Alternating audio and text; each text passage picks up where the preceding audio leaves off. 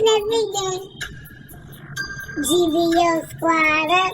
It's Nesby Gang. It's Nesby Gang. Hey. It's Nesby Gang. GVO squad up. It's Nesby Gang. Here we go again. This grown ass man cannot wait to be sitting somewhere in a sports bra. Not true. I'm coming to talk to you guys about my dysphoria.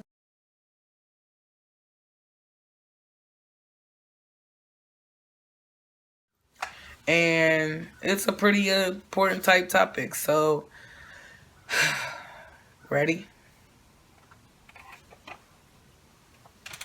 This is my binder. I'm going to show you the struggle. I'm going to show you the struggle.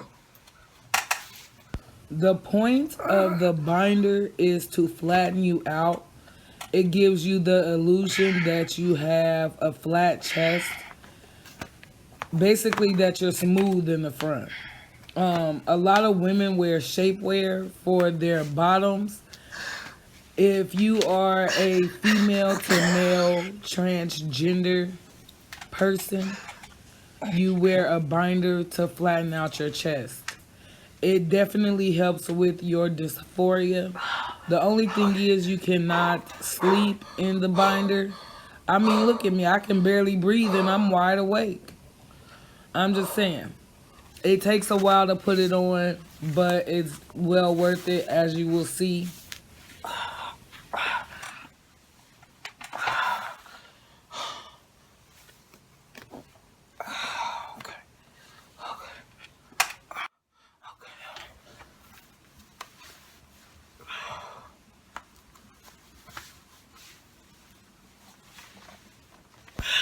This is the illusion that I'm talking about. But again, this struggle is very real. I have to wiggle and waggle it all the way on, you know what I'm saying? And this is exactly that flat illusion. Like, even though I'm a bigger person, you still feel flat in the front with the binder on. So it definitely works with, your personal looks, how you look and how you see yourself, which is basically what gender dysphoria is. It's basically that you're not comfortable in the skin that you're in. You're not comfortable in the body that you were born in. And I have suffered from gender dysphoria for about, I say, 18 months at this point. I've always realized that I was different, but I couldn't figure out how or why. And I used to walk around with my strap on, but that's for a later story.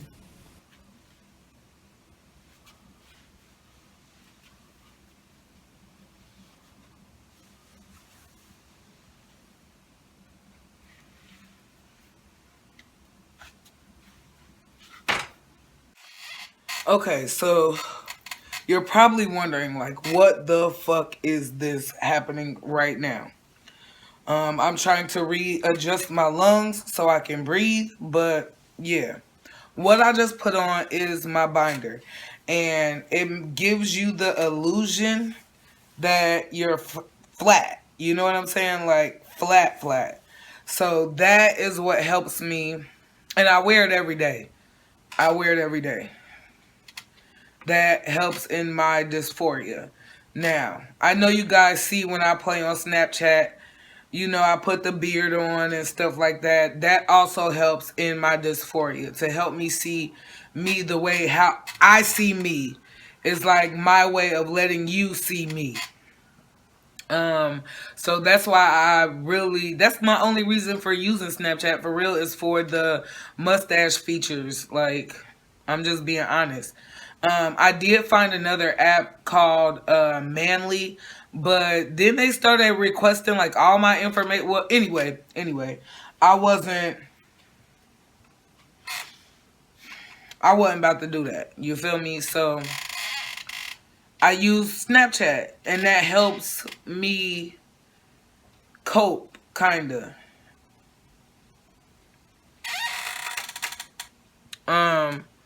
It helps me cope. So, hold on, y'all. Give me a second. Like, sometimes you gotta readjust. Like, when you put a binder on, yo, it like squeezes everything in, like, and makes you flat. So you're sitting up and back, and it's like, yeah. But yeah, that these are the things that aid me in my dysphoria, because sometimes I look in the mirror and I don't see what is pleasing to me. Like, I find it easy to pick out my flaws.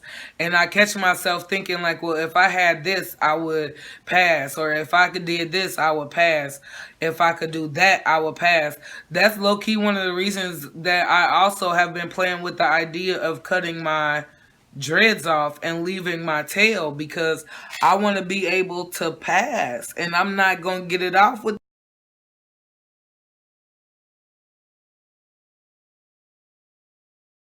like I look like a little kid in a candy store all the time. Like, man, listen, I'm grown as fuck and I still get ID'd. I still get ID'd. The lady ID'd me for this little fucking 6-pack. And it's Mike's Hard Lemonade. It's not even hard liquor. Like, are you fucking kidding? Anyway.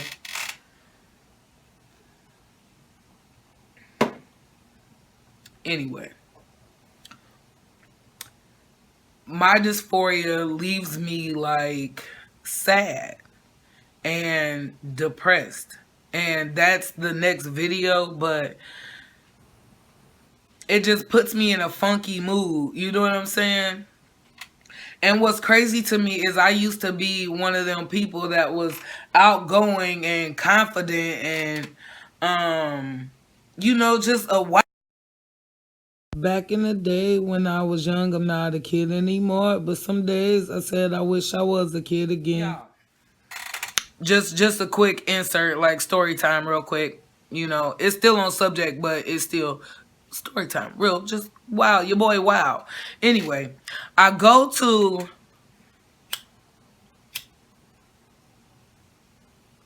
so I joined a social club back home, right? I joined a social club because I was tired of just going to work every day. That's all I do. Go to work, go to work, go to work. So a couple of my friends was out on the scene. Like, they was out on the bike scene. So I joined a social club. Shout out to my brothers and sisters over at Foundations. Like, for real. I'm going to show y'all. Like, we used to go and turn up. Matter of fact, I still have the award for when we got the largest social club in attendance. And me and my brother and a couple of our friends, we just went to an event and turned up with them. Like, yo, I was a wild child. Like, I was out there. I was very outgoing. I was very much a man whore too. Like, I would meet random girls and just like strap them down. Like, and I didn't lie so many times. I didn't told these girls out here that I was a man. Like, I was a wild. Listen. I was fucking like my strap was attached to me, because most of the time it was attached to me. For a long period in my life, I walked around with my strap on. For a long period, I walked around with my strap on. And it's funny because, like, being in the field that I was in, like, sometimes dudes' elbows would rub against it and they'll be like, what the fuck? Like, what the fuck? Listen. I was just out there, you know what I'm saying? And I will tell you this, like, I have calmed my life all the way down. Like, I done brought it down a couple notches, because I have never, if I would have known that what I was doing back then contributes to who I am now, then I think I would have transitioned a lot sooner. I didn't know nothing about transitioning, but I was playing with the idea a couple years ago, and I was like, yo, I'm a transition. And then I look up and I see my friends have already started their transitions. So I was like, well, shit, what I'm scared of? Then when I got in my relationship, I was just like, okay. I told my ex, but I did not tell wifey now. Like I did not tell her. Like so my ex knew about it, but babe didn't. And then when I told babe about a year ago. And she's been very supportive in my transition. Except she agrees with my doctors and my mom, like just leave testosterone alone. You already on a whole nother type of shit. So like I said, depression is the next video, y'all. But this shit, this the shit that I be going through, man, listen. I used to literally walk around with my strap on. Like, and back then it was, you guys, this might get, I'm gonna keep it covered. I'm gonna keep it covered. But look. Dun, dun, dun. This motherfucker stay on hard. How am I supposed to hide that? I can't hide that. Like, I can't hide that. Like, I cannot hide that. You feel me? Not in my pants. It doesn't bend or nothing. Like, it just... So, needless to say, like, you learn ways to, like, strap up and portray that you have genitals. Like, man, listen. I have, in so many ways, like, even my ex before my ex, like, I low-key catfished her because I told her my name was Brandon. I was a whole grown-ass man. Like... And then she met me and was like, okay.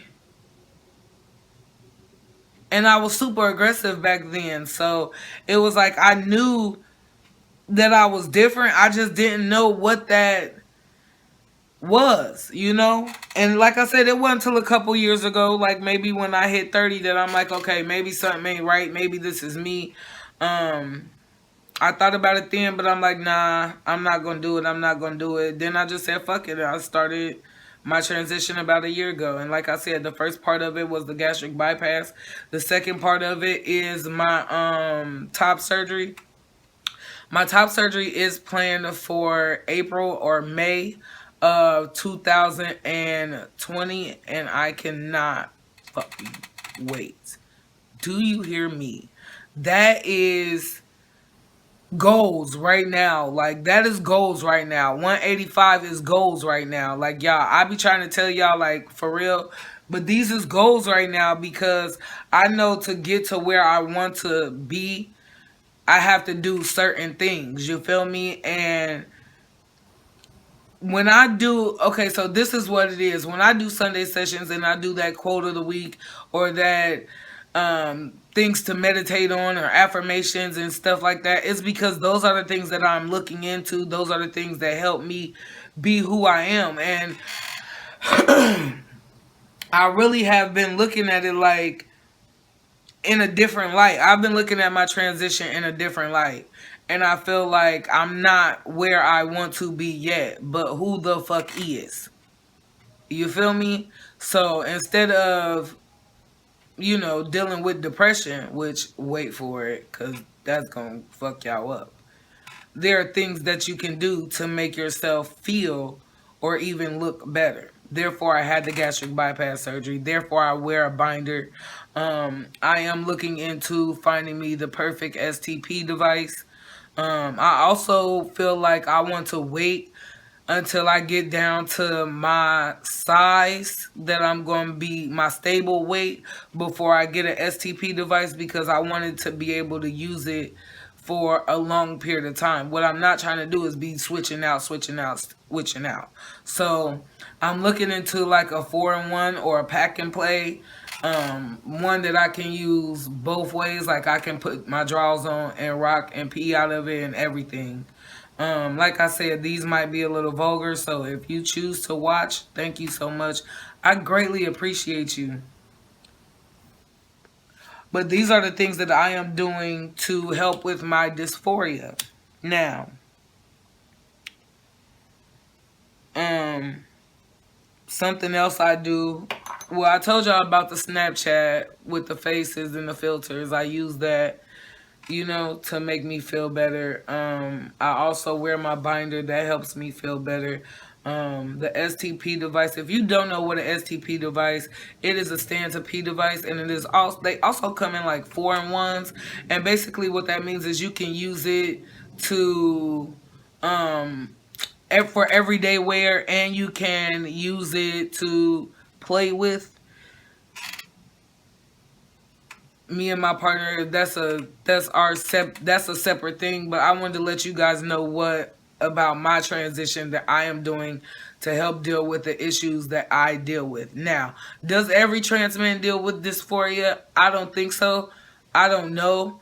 Most of the ones that I talk to do deal with dysphoria, and again, we find ways to cope. Um and I and the reason this is happening for real is because I caught myself snapping on one of my friends because they referred to me with the pronoun she, and I like literally at first I went to defend them like, okay, well, it's because I haven't made any physical changes yet. Like, I haven't had my top surgery yet. People still look at me as Brittany. My name isn't changed legally yet. So I know that I'm like in the gray area of and just the beginning of my transition, but I'm moving at my own pace. So you can either again fuck with me or not. Like, I'm just being honest. I do like I'm doing it in my own time. My my transition journey is very different than the next person's. Um and do I feel like and this is a question that my sister asked me, like, do you feel like it was like an upgrade from being a stud? And in some kind of ways that irritated my soul because like but then I can't I can't be like mad because now that I think about it, like I didn't answer her. I did get frustrated and I was like, well, you know what? Because you put me in an awkward place, I'm gonna just like let this go. Like, we just gonna let this conversation go. But I can finally feel like I can answer that. In some ways, yes, a lot of studs have decided to transition, but that's only because they are comfortable with who they are and they have a support system. Now, a lot of people don't have that support system, so my heart pours out to them. Like, my heart pours out to anybody who does not have a support system during their transition, whether it's from female to male or male to female. Just know that you have a friend and a supporter in me, and it is what it is. Like I said, I'm at the beginning of my transition and I'm learning things every day about my community. That's what keeps me going. That's what keeps me sharing about my community. And I don't want it to get like out of control, but that's what it is. Like, that's who I am. Like, now that I've found out who I am, I'm researching that person and I'm getting in touch with me. So I really do thank you guys for being a part of this journey. And I can't wait for you to, see me in a couple of years, Rock with me, y'all. I guarantee you're going to laugh the whole way through it. Because if I can't guarantee anything else, you can get a giggle. Trust me. Period. Period. You know what I'm saying? Like, you'll definitely get a giggle out of me. One thing I realized about this gastric bypass, though, is it is a slow burner. You feel me? I thought the weight was gonna drop off like that, and I could have top surgery, and by 2020, I would be, have my name changed and everything like that. But right now, it's looking like my name by 2021. So by the time I'm 35, I will be Bryson Nicholas Nesby or Bryson Nesby Howard. I don't know. I'm Babe says just drop the Bryson. I don't know. I don't like it. Just Nesby Howard. I don't know. But maybe you guys can play a role in that. And let me know in the comments which one you like. Bryson Nesby Howard, Bryson Nicholas Nesby, or just Nesby Howard. Later, guys.